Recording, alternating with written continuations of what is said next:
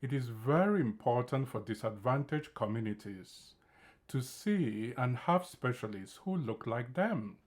So it means a lot to my community that I exist. I am proud to be a Black psychiatrist.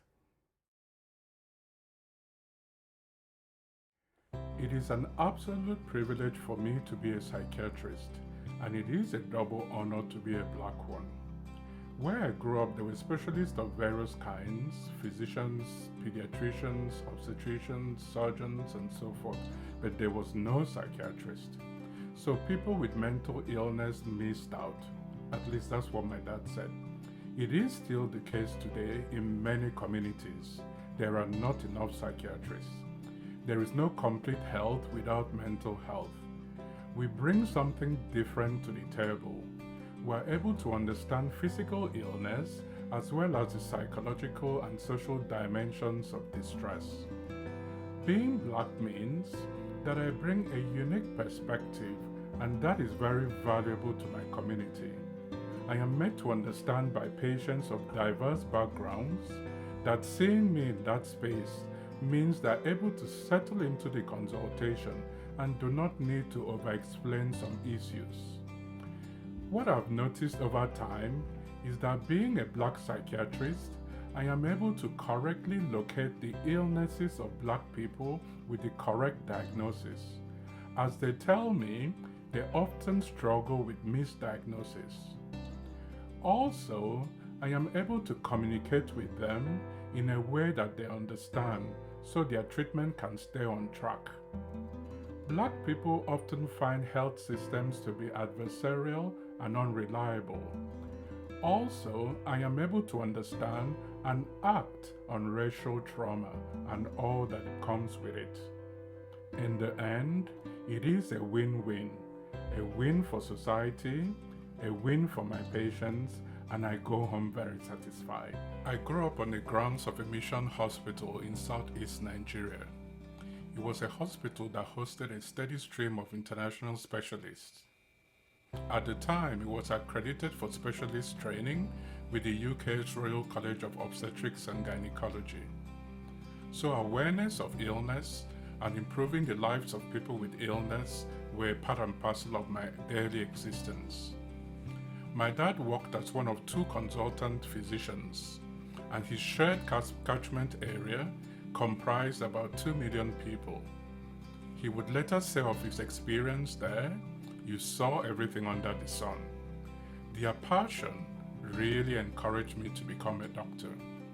In medical school in Nigeria, I was very fortunate to be taught by Dr. Patrick Eziani.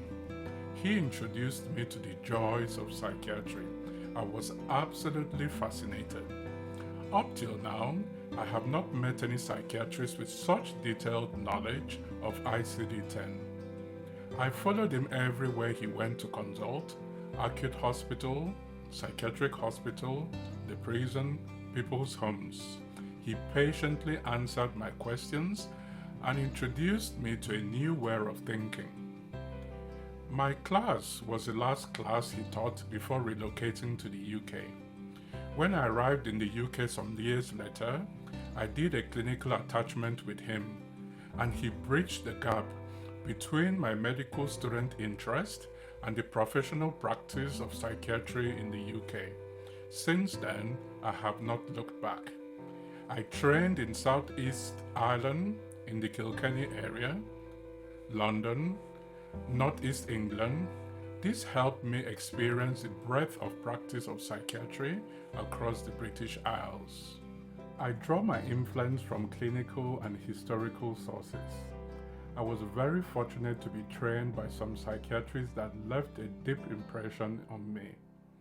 Dr. Michael Morris of Department of Psychiatry, St. Luke's Hospital, Kilkenny, Ireland, really challenged me to be an attentive listener to people and a careful observer of people. Dr. Mary Mooney, now retired, encouraged me to step up as a clinical leader. She ran a very well-respected mental health service in an acute hospital setting. She also mentored me to become an academic. Really, she put the academic in the clinical. Dr. Amanda Gash, now retired, then at Middlesbrough, also had a huge influence on me.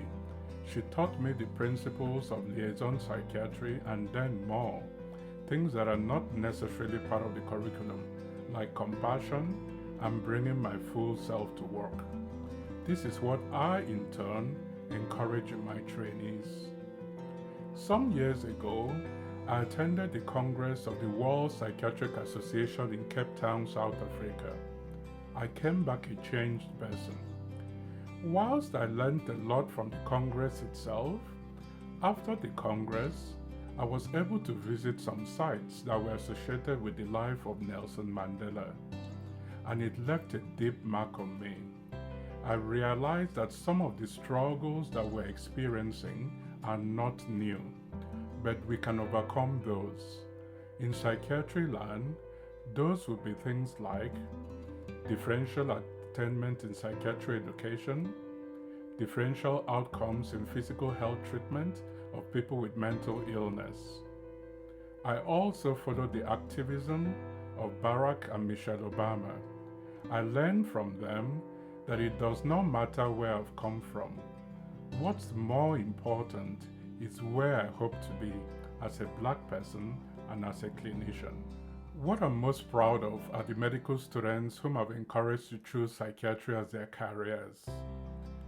Also, the successes of my trainees over the years have given me tremendous joy.